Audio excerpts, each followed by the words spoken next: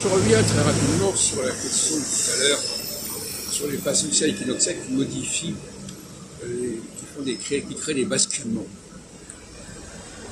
En dehors de la question d'ailleurs, je disais que le quinquennat avait eu un effet d'être toxique par rapport au système du septennat, mais de toute façon,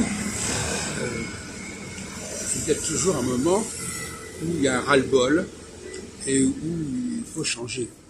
Même en cours de septennat, même s'il n'y a pas de nécessité d'élection, il y a des moments où il faut savoir changer. Et ça, c'est un souci compliqué, qu'a connu d'ailleurs Chirac quelque part en 97, alors qu'il n'était pas encore obligé de faire une dissolution. La dissolution devient désormais un moyen de gouvernement essentiel, à condition, bien entendu, de savoir quel est le moment de faire la dissolution. Et ça, l'astrologie vous permet de savoir quel moment faire la dissolution. C'est-à-dire de laisser la possibilité aux gens de s'exprimer, même si ce n'est pas prévu par la Constitution, en tout cas la Constitution telle qu'elle est. Et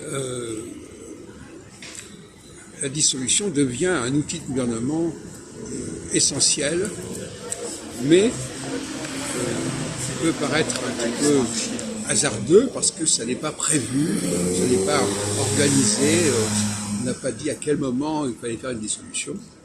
Et à mon avis, le moment où on fait la dissolution, c'est le moment du basculement d'une phase solsticiale équinoxiale ou d'une phase équinoxiale à une phase solsticiale.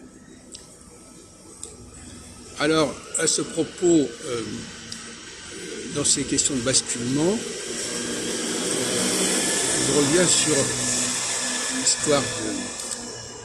Par exemple, en 1971, Mitterrand est un cas particulier parce que il semble qu'il s'adapte aussi bien à une période solsticiale qu'à une phase équinoxiale. Il a profité en 1971 de la phase solsticiale pour remplacer ou déloger Guy Mollet, en créant le parti, la tête du Parti socialiste éliminé.